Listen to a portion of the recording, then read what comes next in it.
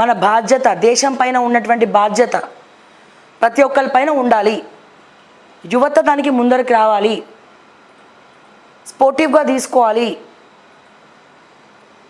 ప్రశ్నించే గొంతుకలు ఉన్నంత కాలం కొద్దో గొప్ప ఎస్ అమ్మో మనల్ని అడిగేటోడు ఒకడు ఉన్నాడని చెప్పి చేసేవి కూడా చేయడం తగ్గుతాయి. అందరు మారకపోవచ్చు, మార్పు ఎవరిలో రాకపోవచ్చు, కానీ ప్రశ్నించడం అనేది ఒకటి ఉంటే 100 కోట్ల స్కామ్ చేయాల్సిన వాడు భయపడి 10 కోట్లే చేస్తాడు, 10 కోట్లే తీసుకుంటాడు. 10 మందిని బ్లాక్మెయిల్ చేస్తాడు, ఒక్కటినే బ్లాక్మెయిల్ చేస్తాడు. రేషియో తగ్గుతూ వస్తుంది ప్రశ్నించే గొంతుకలు పెరిగినప్పుడు.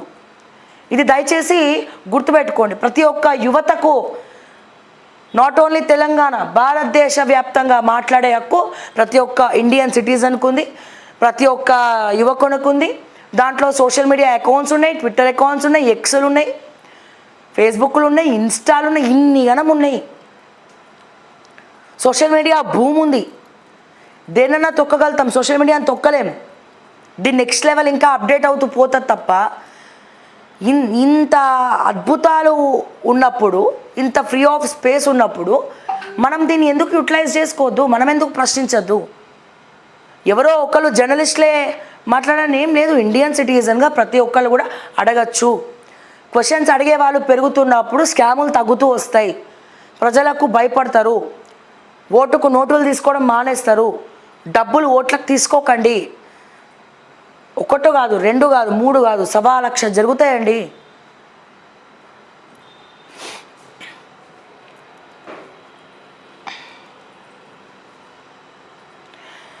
మెట్రో 2వ దశ వివరాలను వెల్లడిస్తున్న ఎండి ఎన్విఎస్ రెడ్డి.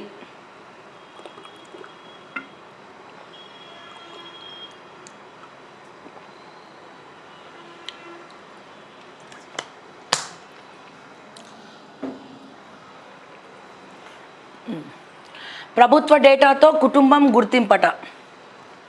నెక్స్ట్, ఉప్పుడు బియ్యాన్ని తమిళనాడులో అమ్మేశారు. ఎఫ్సిఐకి సీఎంఆర్ ఎగ్గొట్టి అక్రమంగా అమ్ముకున్న మిల్లర్లు. నేను చెప్పేది ఇదే, ఇందాక మీకు చెప్పిన కదా దీని గురించే. దీని మీద ఎంక్వైరీ చేస్తే విస్తురుపోయే నిజాలు ఉంటాయి. దీంట్లో అన్ని పార్టీస్కి సంబంధించిన వాళ్ళు ఉంటారు, ఎందుకంటే పార్టీలు మారినోళ్ళు ఉన్నారు. ఇది గుర్తుపెట్టుకోండి ప్రజలారా. నువ్వు అవినీతి పరుడివి, నువ్వే నిందితుడివి. ADGP Chandrashekar versus Kumaraswamy. కర్ణాటకలో కేంద్ర మంత్రి వర్సెస్ ఐపీఎస్. గంగేనా హాళ్ళీ భూముల వివాదంపై రోడ్డెక్కిన కుమారస్వామి, చంద్రశేఖర్. కేంద్ర మంత్రిని పందితో పోల్చిన ఐపీఎస్. నిందితుడు ఆరోపితుడు అంటూ వ్యాఖ్యలు. చంద్రశేఖర్ కబ్జా కోరన్న మంత్రి. పరస్పరం తీవ్ర వ్యాఖ్యలు, విమర్శలు. ఐపీఎస్పై కేంద్ర హోంశాఖ సీరియస్. చర్యలు తప్పవన్న కేంద్ర మంత్రి జోషి. కర్ణాటకలో కాకరేపుతున్న వ్యవహారం. జోక్యానికి ముఖ్యమంత్రి సిద్ధరామయ్య దూరం. అట్లా కాదండి, ఐపీఎస్కి ఎందుకు మొట్టికాయలేయాలి, కుమారస్వామికి ఎందుకు వేయరు?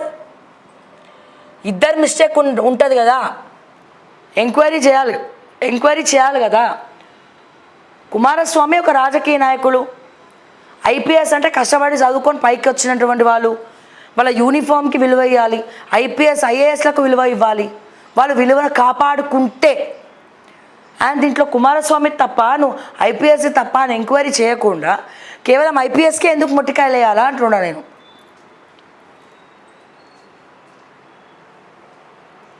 ఇగో, కొత్త చట్టంతో సామాన్యులకు మేలు. ప్రభుత్వ ఆస్తులను పరిరక్షించాలి, కబ్జాలకు అవకాశం ఇవ్వద్దు. జిల్లా కలెక్టర్ అనుమతి తీసుకున్నాక తహసీల్దార్లపై కేసులు. తహసీల్దార్లతో సమావేశంలో మంత్రి పొంగులేటి శ్రీనివాసరెడ్డి. మహిళా సంఘాలతో బస్సులు కొనిపిస్తాం, వాటికి ఆర్టీసీకి అద్దెకు తీసుకుంటాం, పై సంప్రదిస్తున్నాం. ఖాళీలు భర్తీ చేస్తాం. దశల వారీగా 2400 ఎలక్ట్రిక్ బస్సులు కొనుగోలు. కులగణన తర్వాతే స్థానిక ఎన్నికలు. పొన్నం.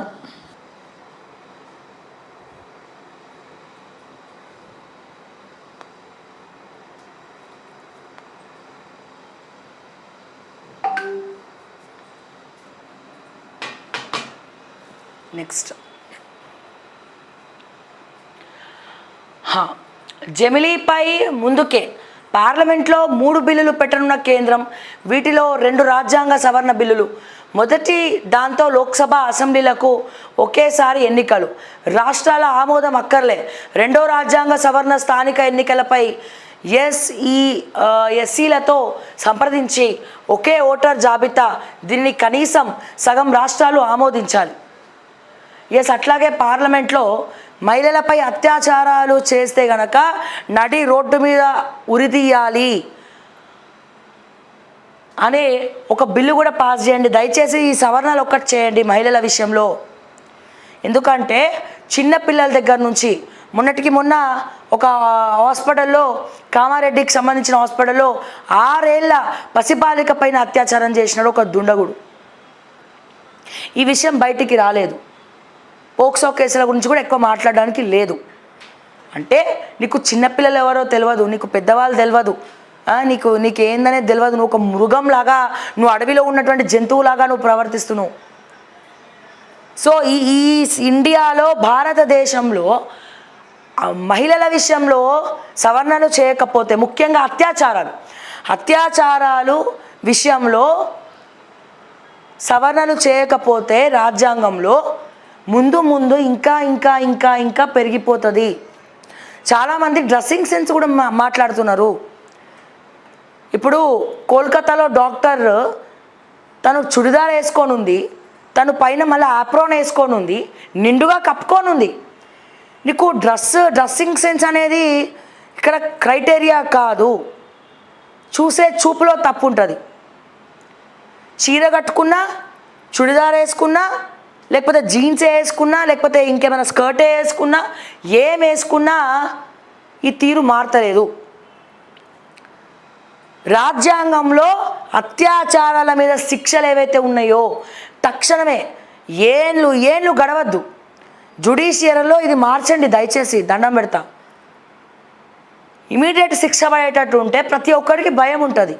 మీరు టైం ఇచ్చేసరికి ఆ ఇష్యూని డబ్బులు తీసుకొని కొంతమంది వెనక పొంటి ప్రూఫ్లను మార్చేసి అమ్ముడు పోయేలా చేస్తున్నారు. మార్చేసి శిక్షలు లేటుగా వేస్తున్నారు. అసలైన నిందితులు తప్పించుకుంటున్నారు. ఇట్లా కాకుండా ఈరోజు అత్యాచారం జరిగితే రేపే నడి రోడ్డు మీద ఉరిశిక్ష పడేలాంటి శిక్షలు అమల్లోకి వస్తే ఒక 5వ వాడో 6వ వాడో 7వ వాడో 10వ వాడో 20వ వాడో లేకపోతే 200 వాడో అమ్మో శిక్షలు కఠినంగా వేస్తున్నారు అని చెప్పి అసలు చూడడమే మానేస్తాడు కదా, భయం మొదలవుతుంది కదా. సో దయచేసి ఈ సిస్టమ్ మారాలి అని చెప్పి నేను రిక్వెస్ట్ చేస్తున్నా. నరేంద్ర మోడీ గారికి నేను రిక్వెస్ట్ చేస్తున్నా. కేంద్ర ప్రభుత్వం మీ హయాంలోనే దయచేసి ఇటువంటి ఒక బిల్లును కూడా కొన్ని సవరణలు చేసే విధంగా అవకాశాలు ఇవ్వండి.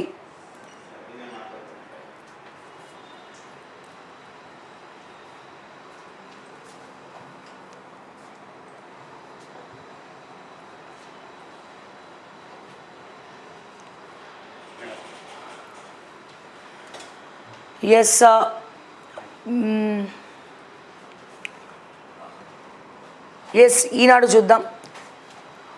సో మనతో పాటు లైవ్లో మన నరసింహ గారు కూడా జాయిన్ అవుతారు ఇవాళ.